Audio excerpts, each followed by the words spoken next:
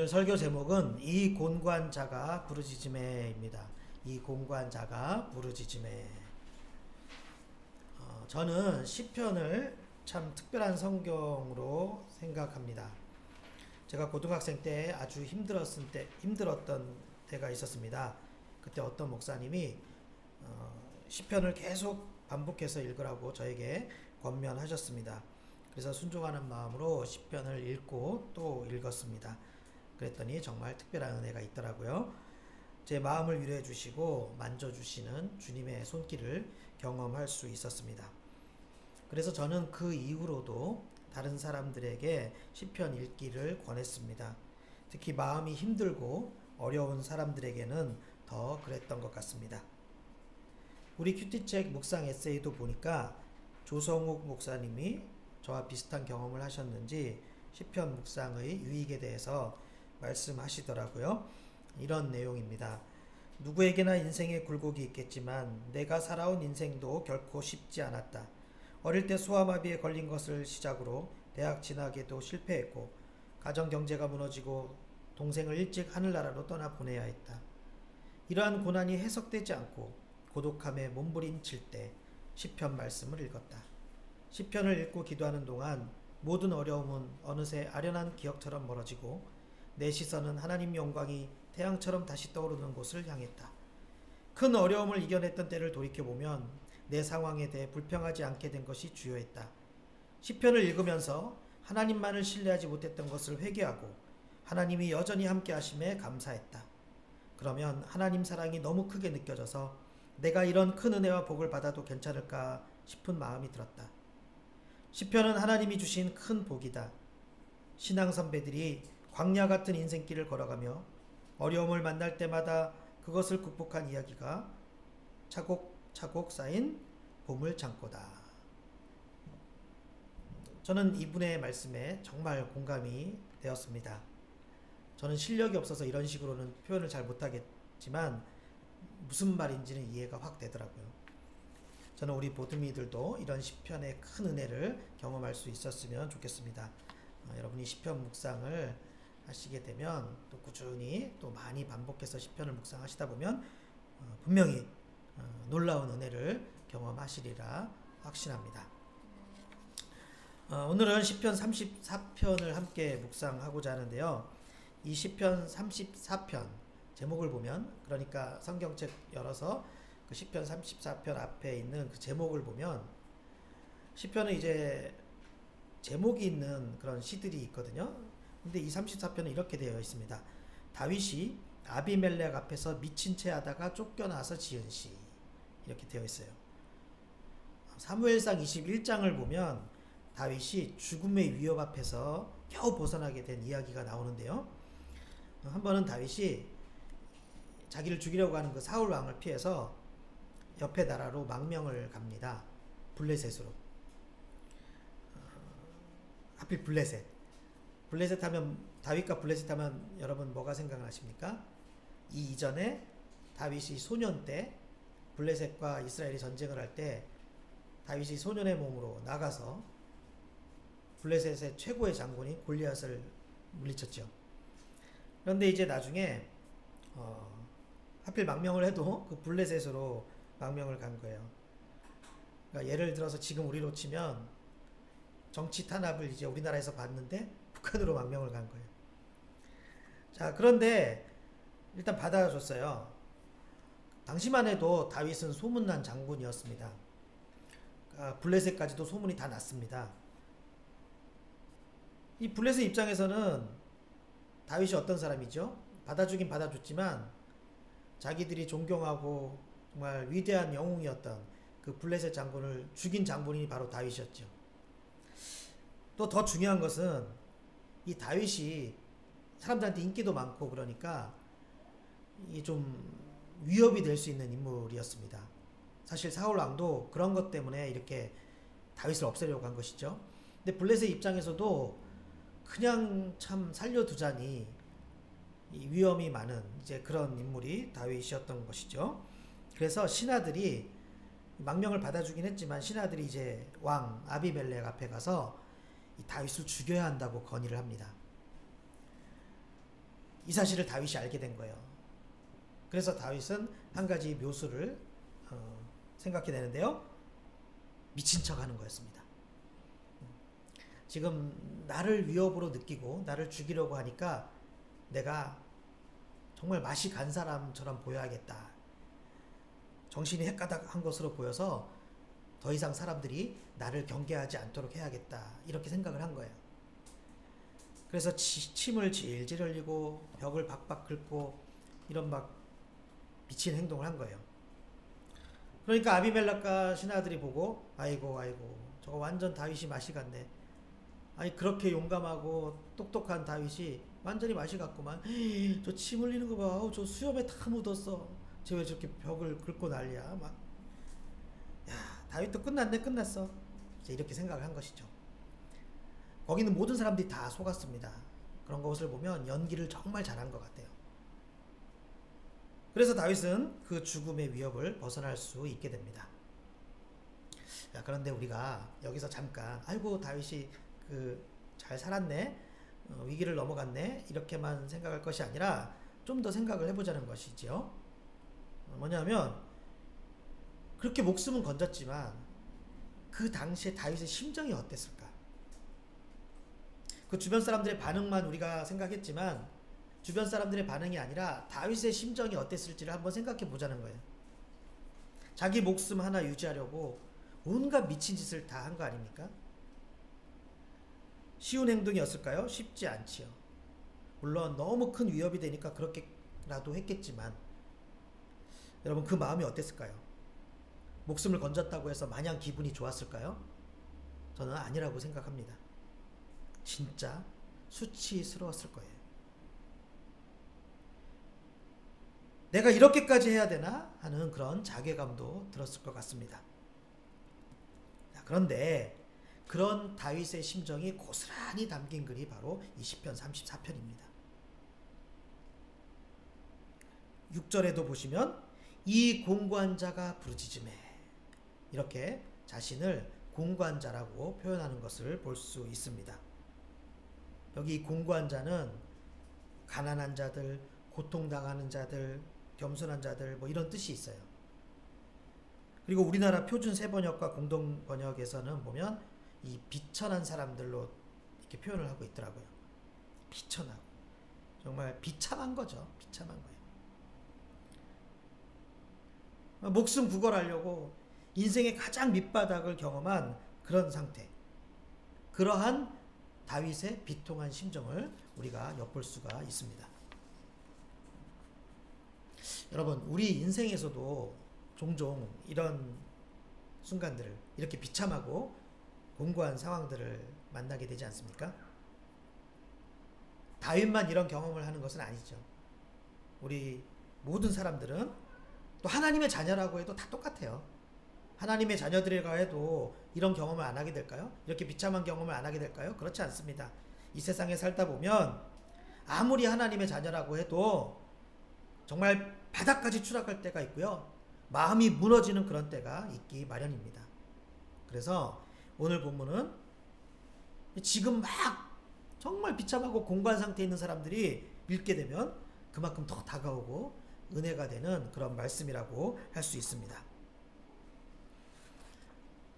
그런데 우리가 또 여기서 주목할 것은 이렇게 다윗이 당했던 그 어려움만이 아닙니다. 그것보다는요, 그래 그렇게 어려운 일을 당했는데, 다윗이 그렇게 비참한 일을 당했는데 그런 상태에서 다윗은 어떻게 생각을 했을까? 그런 상태에서 다윗은 어떻게 행동을 했을까? 바로 이 점을 주목해보자는 거예요. 오늘 본문에 잘 드러나 있습니다. 다윗은 어떻게 할까요? 여러분 다윗은 어떻게 합니까? 우리가 시편 34편을 잠깐 읽어봤는데 다윗이 어떻게 하죠? 다윗은 슬픈 노래가 아니라 찬양을 부릅니다.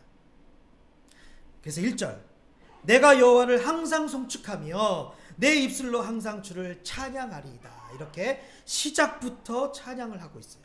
시작부터 우리 하나님의 영광을 선포합니다. 내가 이제 너무나 비참한 상황에 있고 너무나 공고한 상황에 있는데 이 상황에서 무엇인가 처음 입을 열었는데 그 처음 입을 연 그 말이 뭐였다고요? 하나님을 송축하는 것이었어요. 하나님을 찬양하는 것이었어요. 이런 사람이 바로 다윗이었습니다. 그러니까 그렇게 하나님 마음에 합한 사람이 될 수 있었던 거예요. 이런 사람이었어요. 시편 34편뿐만 아니라 다윗을 가만히 관찰하게 되면 다윗은 언제나 두 가지 모습으로 위기를 돌파했습니다. 첫째, 찬양. 두 번째, 기도였어요. 다윗은 어떤 상황이 찾아오던 이 두 가지 무기를 사용하고 두 가지 방법으로 그 위기를 돌파하는 것을 볼 수 있어요.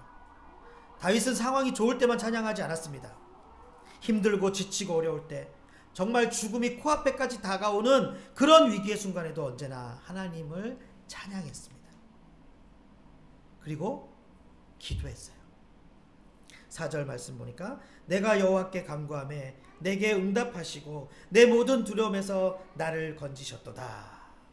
이렇게 다윗은 언제나 찬양과 함께 기도를 한 것을 볼 수 있습니다. 그랬더니 하나님께서 어떻게 하셨죠? 건져주셨습니다. 모든 환난에서 구원해 주셨습니다. 6절이죠. 이 공고한 자가 부르짖음에 여호와께서 들으시고 그의 모든 환난에서 구원하셨도다. 오늘 시편 34편에서 이 6절은요. 다윗의 현재를 가리킵니다. 현재. 고통 중에 하나님께 간구하고 그렇게 하니까 하나님께서 구원해 주시는 그런 현재를 표현하고 있는 것이 바로 9절 말씀이에요. 6절 말씀이에요. 그리고 이렇게 하는 사람들, 그러니까 이런 식으로 6절처럼 하는 사람들의 미래는 어떻게 될까요? 그 미래를 표현하고 있는 구절도 있거든요. 구절이 바로 10절입니다. 10절. 10절 우리 한번 다 같이 읽어보실까요? 10절 시작. 젊은 사자는 궁핍하여 줄일지라도 여호와를 찾는 자는 모든 좋은 것에 부족함이 없으리로다. 아멘. 다윗은 이렇게 믿음으로 미리 선포를 했어요. 정말 놀라운 것은 나중에 정말로 다윗의 삶은 10절과 같이 됩니다. 6절의 그 위기 속에서 10절처럼 선포를 했더니 다윗의 후반부의 삶이, 나중의 삶이 정말 10절처럼 그대로 돼요. 오늘 34편을 지을 때보다 훨씬 더 나중에 때 지은 시가 있습니다. 다윗의 노년에 지은 시가 있습니다. 바로 여러분이 너무도 잘 아시는 시편 몇 편일까요? 23편이에요. 23편. 오늘 10절처럼 선포했던 다윗. 그 다윗이 노년에 자신의 삶을 쭉 돌아보니까 정말 10절의 선포처럼 되었던 거예요. 그래서 노년의 다윗은 이런 식으로 자신의 삶을 돌아보며 고백을 합니다. 여호와는 나의 목자시니 내게 부족함이 없으리로다. 그가 나를 푸른 풀밭에 누이시며 쉴만한 물가로 인도하시는도다. 내 영혼을 소생시키시고 자기 이름을 위하여 의의 길로 인도하시는도다. 내가 사망의 음침한 골짜기로 다닐지라도 해를 두려워하지 않을 것은 주께서 나와 함께 하심이라. 주의 지팡이와 막대기가 나를 안위하시나이다. 주께서 내 원수의 목전에서 내게 상을 차려주시고 기름을 내 머리에 부으셨으니 내 잔이 넘치나이다. 내 평생에 선하심과 인자하심이 반드시 나를 따르리니 내가 여호와의 집에 영원히 살리로다. 아멘. 죽음을 얼마 앞두지 않은 상태에 있는 노년의 다윗이 지금까지의 삶을 돌아보며 지은 시가 바로 이 시편 23편입니다. 한때는 비록 적장 앞에서 자신을 둘러싼 적군들 앞에서 미친 척을 해야 하는 그런 수치와 모욕을 겪었지만, 또 원수들로 인해서 너무나도 비참하고 서러운 순간들이 있었지만, 그리고 죽음 앞에 있는 그런 위기도 경험했지만, 그럴수록 더 찬양하고 그럴수록 더 기도했더니 결국 하나님이 더 큰 영광으로 다윗을 세워주시고 엄청난 축복으로 채워주셨던 것이죠. 저는 이런 다윗의 역사가 오늘 저와 여러분에게도 일어나기를 소망합니다. 이제 우리 차례입니다. 다윗은 지금 하나님 곁에서 안식을 취하고 있겠죠. 이제 우리가 중요합니다. 우리가 다윗과 같은 은혜를 누려야 되지 않겠습니까? 따라서 지금 여러분이 비록 다윗과 같은 공고한 상황일지라도, 비참한 마음일지라도, 힘든 고통 가운데 있을지라도 하나님의 존재를 결코 잊어서는 안 되는 것입니다. 이제 우리의 시각을 바꿔야 합니다. 우리의 시각을 절망에서 꿈으로 향해야 합니다. 그리고 이제 우리의 소리를 바꿔야 합니다. 우리의 소리를 한탄에서 기도로 바꿔야 합니다. 이렇게 우리가 우리의 시각과 우리의 소리를 바꾸게 되면 우리도 다윗처럼 찬양이 나오겠죠. 우리도 다윗처럼 기도가 나오겠죠. 그렇게 할 때 우리 주님께서 우리를 세워주시고 힘을 주시는 그 놀라운 은혜를 경험하게 될 것입니다. 비록 다른 많은 사람들이 환경의 영향으로 늪속에 빠질지라도 기도하는 당신은 하나님이 붙들어 주십니다. 모든 좋은 것에 부족함이 없게 만들어 주십니다. 우리는 때때로 인생에서 만나게 되는 그런 아비멜렉 앞에서 원하지 않는 비참함을 경험할 수 있습니다. 하지만 괜찮습니다. 그럴 수도 있는 거예요. 너무 속상해하지 마세요. 왜냐? 우리는 그런 수치와 모욕을 통해서 나중에 더 큰 기쁨, 역전의 환희를 경험할 수 있기 때문이에요. 그냥 하나님이 그렇게 더 큰 기쁨을 나에게 주시려고 이런 일을 겪게 하시나 보다, 이렇게 생각하시면 돼요.